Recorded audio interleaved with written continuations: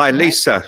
Thank you so much for joining us. We obviously connected on LinkedIn a month or two ago, and we've had a few chats since then. And I was taken with your background and your passion and experience in one particular area, which I will get into during this podcast. But I think for the listeners today, can you tell us a bit more about yourself and your sort of specific area of expertise?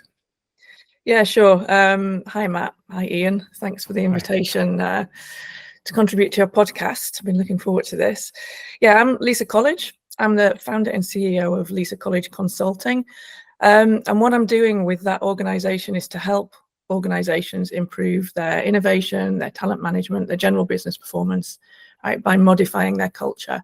And we'll talk more about it, but the way that I focus on modifying culture is to make sure that it becomes a true mix of different styles of thinking, and make sure that everybody can work together harmoniously and effectively for the benefit of the business success. Brilliant. And obviously, culture is a big driver of business performance. And, from your perspective, with your area of expertise in mind, what do the listeners who are kind of majority business owners and leaders of this podcast, what do they need to know that would enable them to run a better company? Yeah, I think when you were prepping me for this podcast, you said, imagine that you were having a dinner with 10 CEOs, and what would it be that you'd like to tell them at that dinner? And I was thinking, okay, dinner discussion would make it a bit of a fun, would make it a bit of a quiz. And I came up with a question for them. So the question was, imagine that your company has a problem that needs solving at all costs, must be solved pretty quickly. And the question is, which of the following three teams would you bet on to best solve your problem? And I would describe three teams to the CEO. So the first team is a couple of men and three women, similar ages, diverse in ethnicity. Second team is 4 men and 1 woman.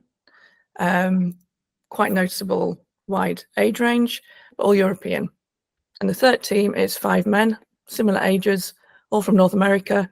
One's visually impaired. So then the question is, which would you bet on to solve your problem?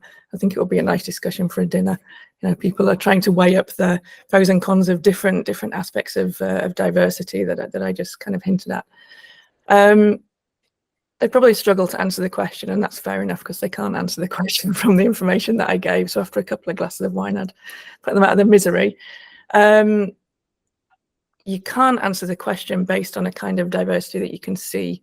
That's a problem. The important thing is a kind of diversity that you can't see, and that's cognitive diversity, which is to do with your brain and the way that you prefer to take in information and use information. So why would these CEOs that we're hosting for a dinner party care about cognitive diversity? They should care about it because they want, I imagine, their organizations to be good at solving problems. It's difficult to imagine an organization that doesn't have lots of problems to solve, whether that's a problem in thinking of an idea, whether that's a problem in executing that idea, whether it's a problem in responding to change. Maybe there's been an acquisition or some kind of disruptors come along like ChatGPT last year. So they should care about it for all of those reasons. And the reason I say that so confidently is that there's some very good research, which I've written about, which tested the aspects of teams that impacted how good they were at problem solving. Right. So the researchers tested all kinds of different teams like the ones that I've described, different teams in terms of ethnicity, in age, in educational background, in geographical origin, you name it. And nothing that you could see in terms of the diversity made any difference in problem solving. The only thing that mattered was cognitive diversity. So yeah, I think intuitively that makes sense. If you think about why that would be when somebody's put the idea in your head.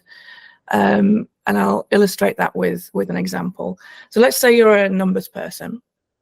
You're very comfortable with data. You love looking at big Excel files and extracting the patterns from what's in there. If you're a numbers person, you probably base your decisions on quantitative data, and all of your strategies are based on quantitative data. You're very objective.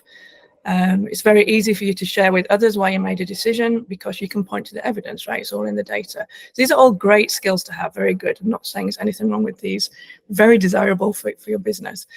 But if you only hire people like you, if you only hire people whose cognitive style is to look at numbers and make decisions based on the evidence that you see, then yes, you're going to have amazing, fun discussions about data, and it's going to be fantastic, and you'll probably work very harmoniously and well together because you're a similar kind of person, but you probably won't be very visionary organization. You're probably going to struggle to take a leap of faith based on a hunch that you've got and to dig in and investigate that. Not everything is in data, right? Some things you have to sense or you have to feel and then research it. And these numbers people won't be very good about doing that. This is not a discussion. I don't want to imply that it's good or bad to be a numbers person, right? Or good or bad to be a visionary person. The point is not which is better. The point is that for an organization to be successful at decision making and all the stuff that rolls out of that, you need to have both of those thinking styles. Actually, more thinking styles, right? It's not only those two. I'm simplifying hugely, but you need to have that mix of thinking styles that you can draw on, and you need to make sure your culture. And this is the second part of the recipe for success. You need to make sure that your culture is such that those different thinking styles can work together effectively and be productive. You've reminded me of a book I read, I think it might be 20, 30 years ago, when I was trying to learn how to be an effective salesperson.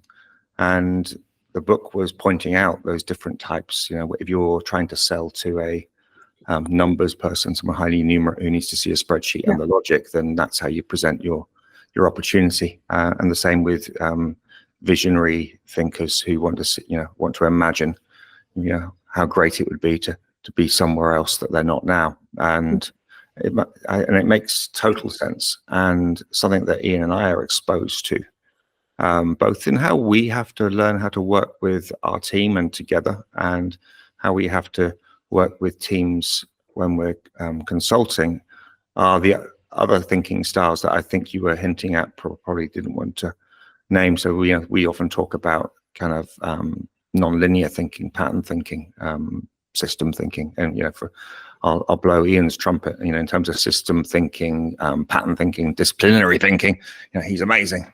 And I'm guessing this is that secret sauce that you're expert at, which is how do we blend all of these different styles of thinking to optimize the culture and the business outcomes. Am I right? Is that a good? Yeah, you're exactly right. Let me talk a bit more about it, about the different kinds of styles, because that was a very, very simplified example that I just gave.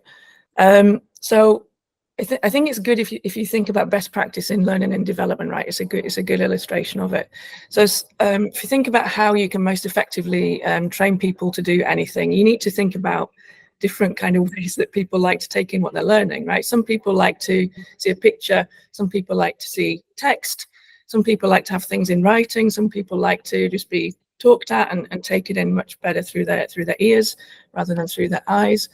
Some people want to ask questions now, immediately. I must ask you now, and some people want to think about it and ask later.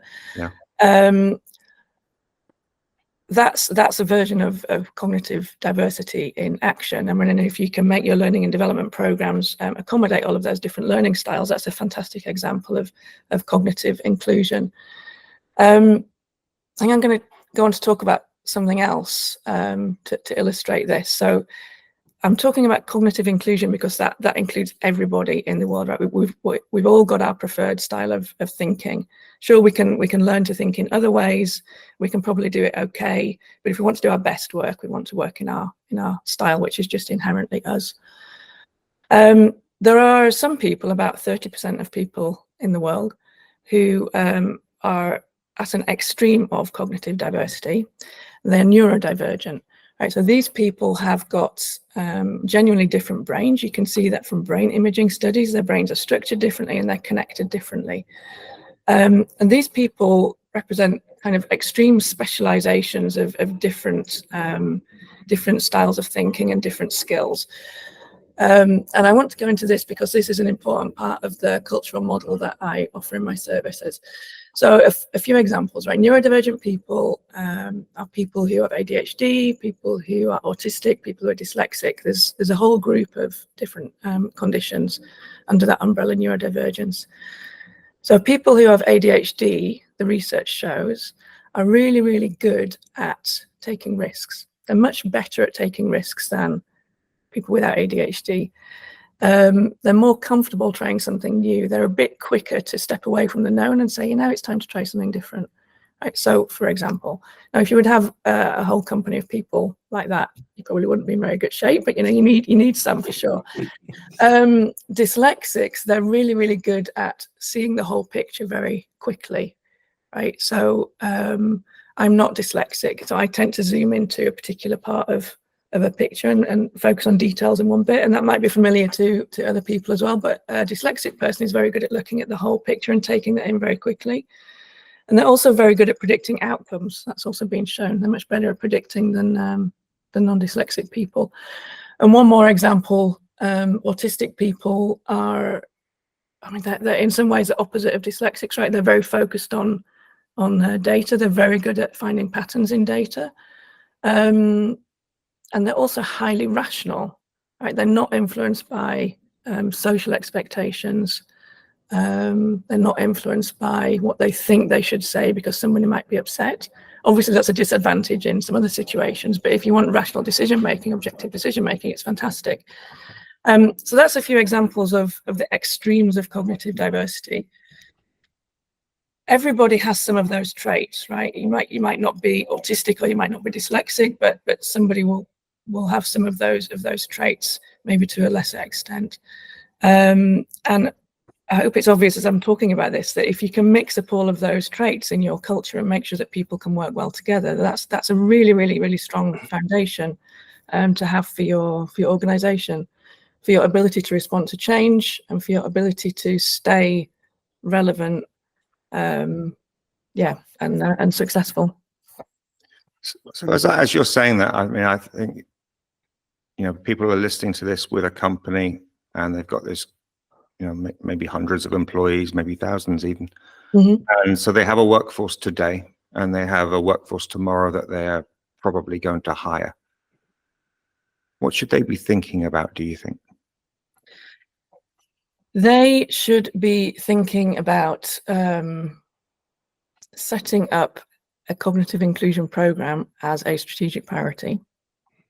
Right, it's a good time of year to do it. If people are listening to this when it's going to be launched, now it's just coming up to the summer and people are starting to think about their priorities for 2025. So it's a good time to do it.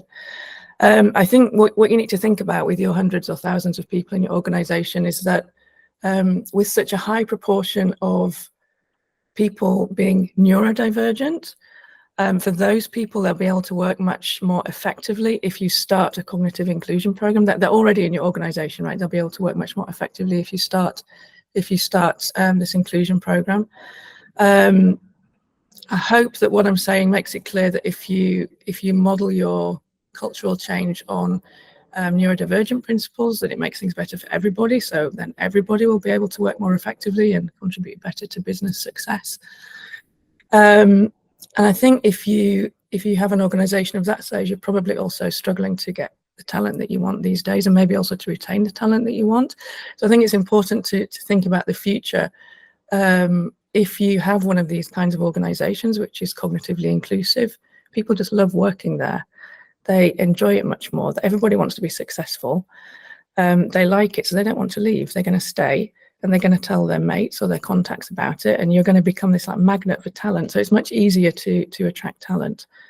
That's true whether that talent is neurotypical, and it's certainly true if that talent is neurodivergent, because you're then expanding the talent pool that you can draw from for your to fill your vacancies. So I think that for someone in that situation, they should be thinking, let's have a look at this area. Let's convince ourselves that this is relevant to us, and let's see what it would take for our organization to put a program like this in place.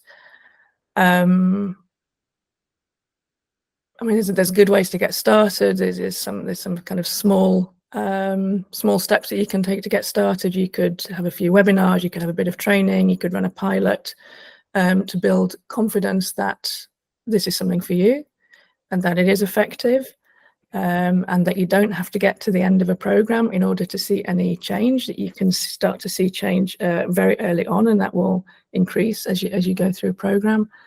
So you can build confidence to step up to a bigger cultural change program, which is obviously a longer term investment for a company. But yeah, I think the thing is to have a look and get started, work out what questions you need to ask, work out what the impact will be on the people that you've already got and the possible people that you're going to be attracting in the future.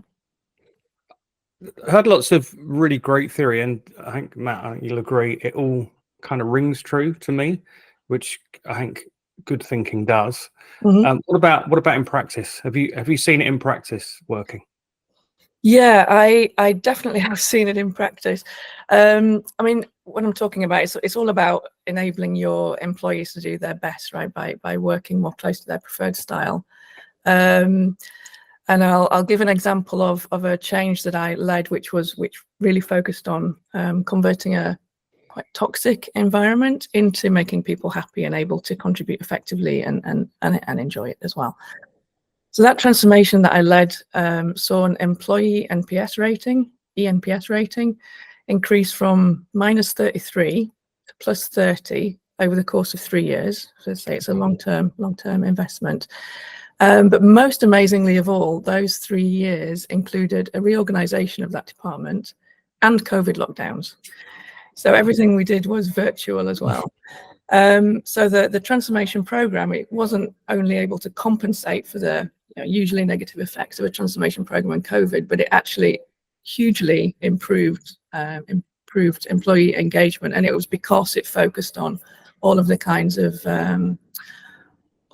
behaviours that I've been talking about. Brilliant. That's a great result.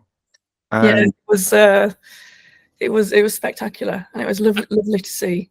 And where did the sponsorship come from? Was that, I mean, because Lisa and I used to work together. Lisa was a fairly senior person at the organisation we worked in. Did that come from the very top of the organisation, or is this something you just championed? And where does that spark come from originally? No, the spark probably came from the the comments from the employees in the toxic environment. But no, it was important for the sponsorship, for the accountability to come from the top. So it wasn't from the CEO in this case. It was one level lower, but it was certainly with the support of the CEO. And the leadership of that project in a very large department was from its leader. That leader drove the project. I designed and implemented it day to day, but it was really critical to have that commitment from leadership, and also the commitment to set an example of what you were talking about, so that everybody could see the change that you're talking about, and everybody could have confidence in the fact, right, that this is not just talking, we're not just ticking boxes here. We actually want to change. It's important. Our leader is committed to this. Our leader has the backing of the CEO, and we're going to do this. So it's worth our while to get on board, right? It's a lovely project to be part of as anybody in the group, if you believe that it's real, and if you believe that authentically change is desired, because working in this way, I mean, you should run your project in the way that I'm talking about as well. Everybody gets a chance to contribute. Everybody can have their say. Everybody can participate, and you're changing your working culture for the better.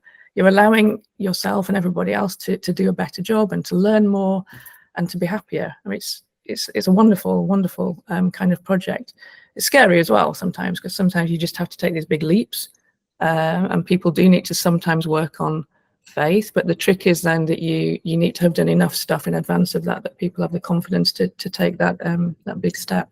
But yeah, the top down was really critical aspect, Ian. Thanks for calling that out.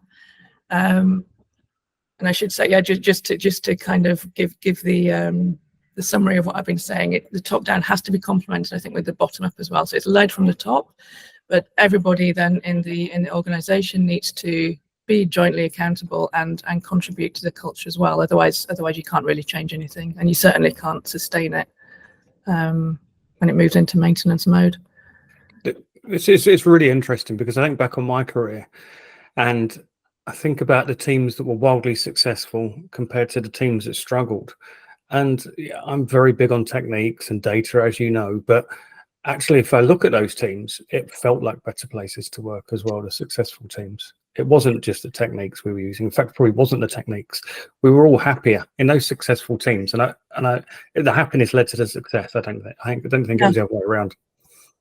Yeah, it's I mean, the way that I describe these cultures is quite open, because exactly what it means will be different for every organization. But tell me if this is a fair description of the teams that you're thinking about, Ian. So I tend to talk about a culture of curiosity, right, in which people can ask questions, but respectfully ask questions, and in which people being asked don't see it as a challenge. They see it as a welcome way to share their expertise or their opinion. So it's really a culture of teams supporting each other, learning from each other, teaching each other, covering for each other, being very complementary. And in the end, your team is what counts, right? Succeeding as a team is what counts. People aren't striving to put themselves ahead of everybody else and succeed as an individual. You see that you actually do a much better job as part of a team. Is that a fair? That absolutely rings true. Yeah. Right. I think of the great teams, that's a good description. Yeah.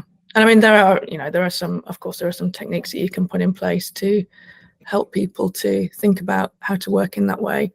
Yeah. But there's not one recipe, because what that looks like is going to be different for every team, for the cognitive diversity within every team, for the existing culture within any organization, for the different geographical location that people are in. I mean, how that might look in APAC, in some countries in APAC, might be very different than how that would look in Northern Europe, for example. So all that needs to be taken into account. Yeah, and we could certainly talk a lot about the difference between English and Dutch culture, and you probably have a better understanding than anyone. But I think one question I have is, so I had a team who the most visibly diverse you could possibly imagine, and also from gender and sexuality and race and ethnicity, everything like that. Yeah. And yeah, I did some unconscious bias training where you actually then talk about how you all think, and not in terms of thinking style, but we all had the same kind of values. And I realized I'd hired a team of 14 people who all thought like me, which how does, as a leader, how do you go about kind of avoiding that from the start and not ending up having a team of 14 people who all kind of had the same values? That's a great question, Ian. Thanks for that one. I think that what is really important is that when people are describing a role or writing a job description or whatever it may be that they're doing, that they think about the skills that they really need. Right, we're going to focus on performance skills-based hiring, instead of thinking about a kind of standard persona that you might want to fill in that job, or having somebody who's like somebody that used to do it that was really good at it, or somebody who is a easy fit into the existing team. Right, so all of those kind of things, somebody like somebody else or fit into the team, that is, it's easy to do, especially if you're writing a job description, because you can just copy the last job description and make a couple of updates and you're done. But that's a surefire way to find people who are like what you already have. So if instead you say, maybe I don't need somebody with a university degree. What I do need is that they need to be proficient in this capability. They need to be willing to learn. They need to be quick on their feet in responding to customer questions, or whatever it may be. So think of the skills that you need, and then put that out there. People will select themselves based on those skills. I think the chance is that you're much more likely to have then a cognitive mix of people. So I think one of the things that I've heard recently that I'm becoming an increasing proponent of is also hiring for thinking styles, not experience and skills. Maybe they don't have the logos and the kind of referenceable experience on their CV, but they are a system thinker or a lateral thinker, or they are, neurodiverse in a way that is a positive superpower, as opposed to being able to reference that they've done that kind of job in the past. And I think that probably is where you're trying to sort of also drive some of this conversation, which is, that blend is not necessarily because you've done it before, but you think that way. And whether you're in need of creativity, problem solving, risk taking, and all the other attributes that you said, I think that's another way to look at that blending. Yeah, exactly. I mean, in some cases, you do need somebody who's done things before and have existing expertise. Like if you're looking for a manager of a team, right, or you're looking for a leader, then you may decide that they need to have similar knowledge to their team. But if you're looking for a team member, you might not need that knowledge to be there already.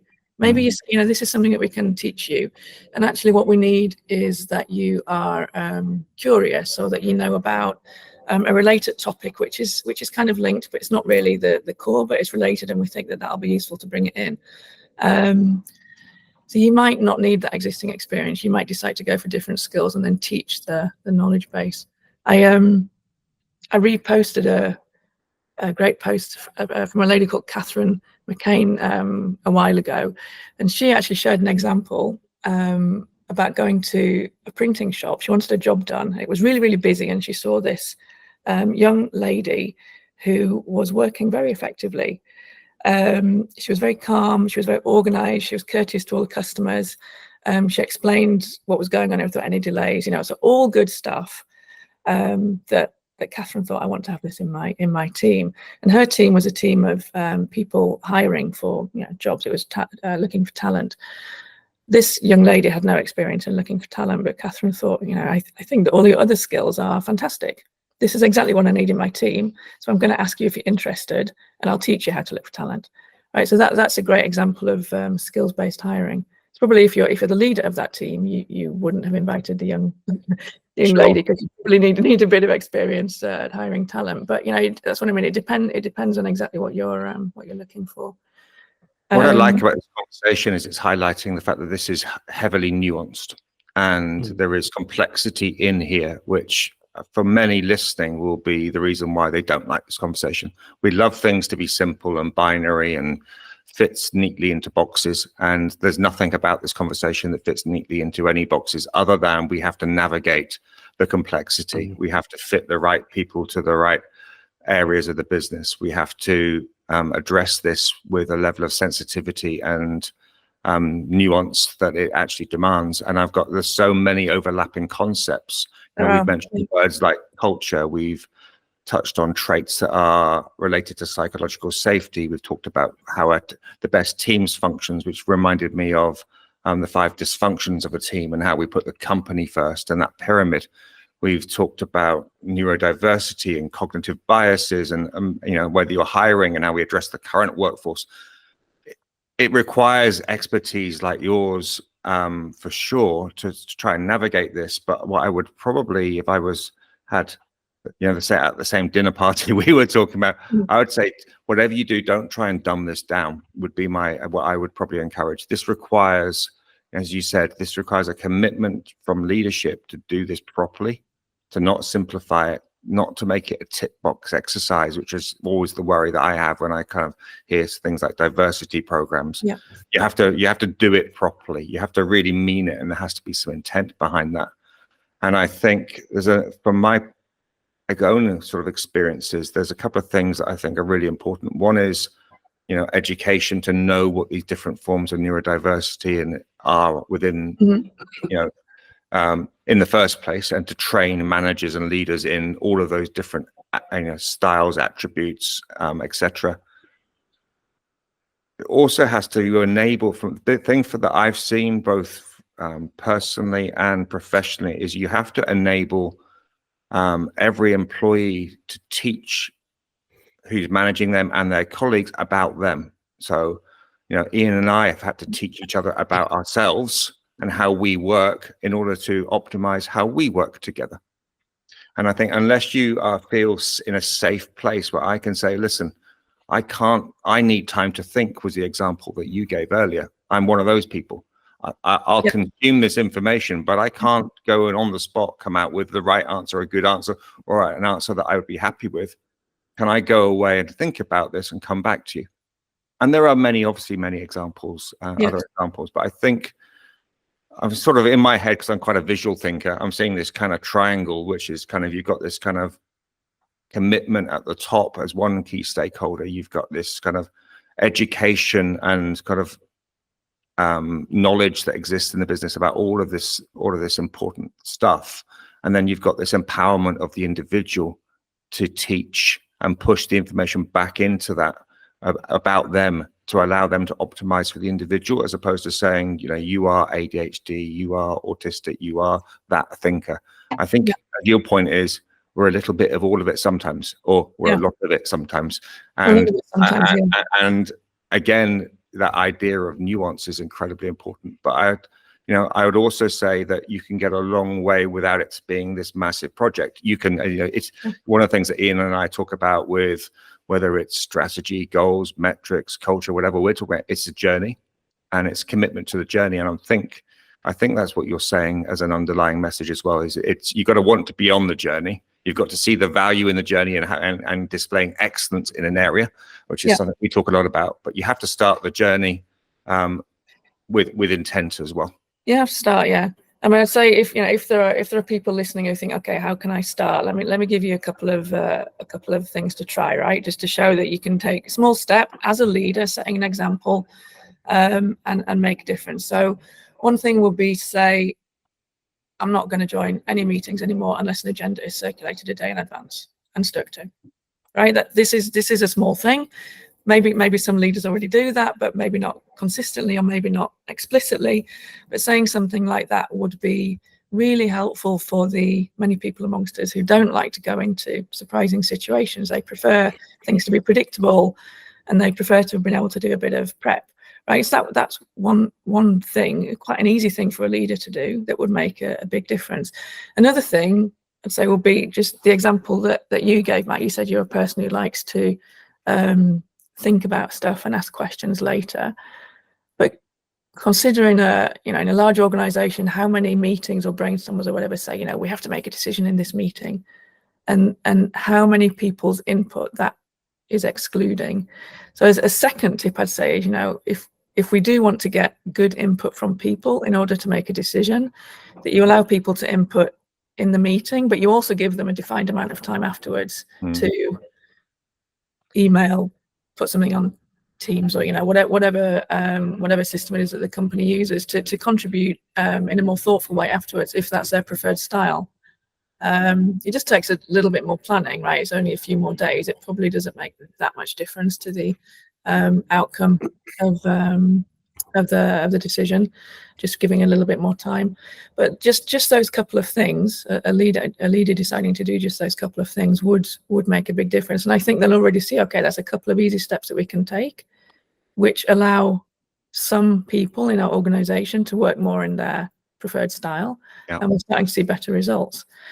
I think there's one more thing I'll say. I mean, you talked about all the nuances and the complexity, and it is a very complex area. I think it makes it really interesting, actually. I love it. But it is very complex. And of course, we can make everything very complex, and it is. But when it comes to actually putting a change program in place, the way that I like to think about it is freedom within a framework, right? So the job of the leadership is to say, this is the framework that we are going to work towards now in our organization, and that framework is that culture that I described, right? This curious culture, respectful culture, supportive culture, team first. And there are a few things that everybody should think about in order to put that culture in place. But the way that you're going to do that in your team is up to you, team, right? So we expect every team to think about what are your team norms. We expect every team to share how you prefer to work, so you can create those team norms. There's a few things like that you can do, but that's the freedom for the team to operate within the framework which has been set. Like, no questions, it's there, we expect you to work to it, that's been set by leadership. And I think that's the way that you can accommodate all that complexity in a way that feels simple, that feels manageable. You have to release control of the way that you do things to your employees. But as leaders, you have to say, okay, this is what we are going to do. We expect everybody to work in this way. You are all accountable for it. We expect to see it, and we expect to see that in our employee surveys, and that's a framework part of it. So that's how you do it. Freedom within a framework. Great. Practical advice. While we've got you, one extra thing for a listener, I think would be quite practical, is thinking back to recruitment. What kind of things put neurodiverse people off applying for a job, do you think? How do we get them applying in droves for our jobs, rather than kind of thinking, well, it doesn't seem like it'll fit my way of thinking? Yeah, there's a lot of stuff published about the need to have interviews, the need to be able to answer those kind of wacky questions that have you on your toes. What would you do if you saw a blue elephant walking down the street or whatever? Was one that I got asked once. Don't know why, but the expectation that you might need to go to a place that you don't know, and meet people that you don't know, questions that you're not expecting. This is enough to put some neurodivergent people off. Better ways to do things, I think, is not, and it's not that one way is better than the way that I've just described. For some roles, you need people to be able to think on their feet, right? You need people to be able to respond in the moment to customer questions or questions at events or whatever. And those roles might not be for all neurodivergent people. It's not that every role is suitable for every person, but maybe when you're hiring, you can think, you could give the person an option of, would you prefer to do this online in the format that we're talking in now, or would you prefer to come into the office? Right? If they want to come into the office, give them clear instructions about where they're going. So you're removing as much of the unknown as possible. There are some very good examples, and again, for some positions, it wouldn't be suitable for all, I think, where the interviewers give people the list of questions that they're going to ask in advance, so that people can actually show what they know. That's the idea, that they're showing what they're knowing, rather than being tested, like how quickly can you respond to my question. If we really want to take it to extremes, and some do, especially areas where there's a lot of neurodivergence, like tech, they don't do an interview at all. Sometimes they set up days or a couple of days and ask people to work together to solve problems, so they can see how people contribute. They can actually see the skills in action, and that is how they make a decision. They say, we don't need you to be able to answer questions on the fly. We need to know what skills you can bring to this position, and that's how we're going to evaluate where the other person fares. I think we're working out really quickly as a kind of business community that cookie cutter approaches rarely don't give us the result that we want. And I think that cookie cutter interview, or Ian and I were only speaking about this yesterday, in terms of what we have to do, is that the discovery work we have to do to build the program, to build that is built around that company, not a generic company. And it's the same with recruitment.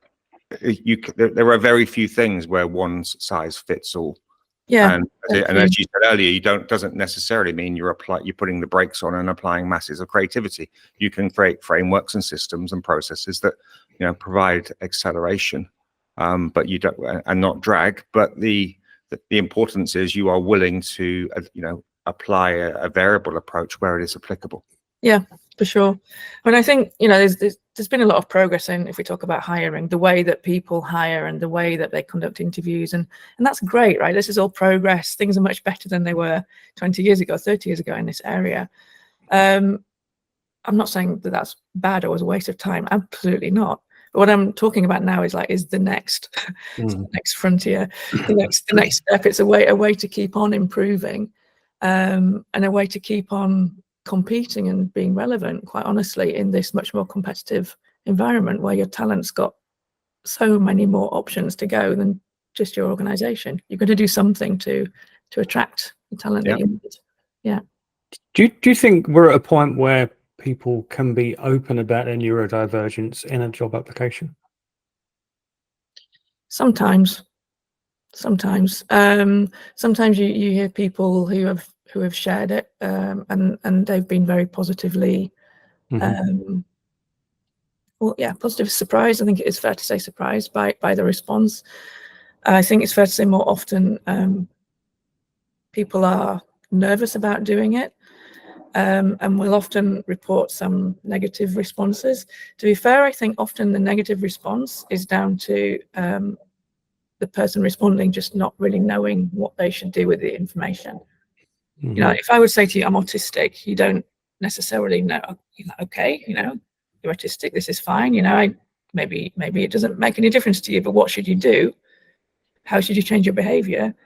I mean, hardly anybody knows that unless you've got some kind of personal connection with autism, right?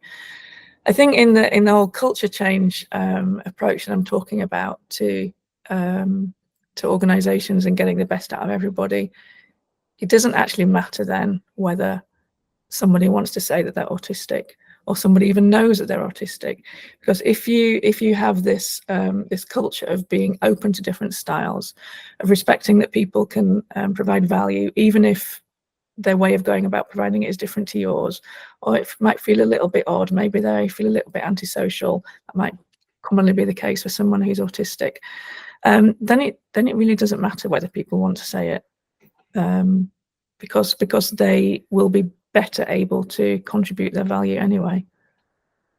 What a conversation. I feel like this one could go on, and I think it wouldn't be a dinner party for 10 times once, would it? It'd be have to be a weekly event. And I think my takeout is again, this is a journey you just need to commit to. And I think journeys you commit to mean you've got to understand the value, and value for me here is all around, as you said, it's about engagement, it's about retention, but it's also about innovation, problem solving, creativity. I think in a world where, you know, AI is, you know, enabling the more mundane stuff to be done faster, the things that are uniquely human are going to be more important than ever. And I think what we're talking about is finding the superpowers within, which are often anchored to neurodivergency, and to enable organizations to truly compete in the future. So rather than this be something we have to cope with, it's something that we want to amplify, find, recruit for, even with it, if it's sitting quietly, patiently within your organization. I think this is such a big deal right now. And yeah, I think it's a super hot topic. So thank you for sharing some of your know-how today. No problem. That's a great summary, Matt. Thank you. Thanks, Ian. Thanks, Lisa. Thank you.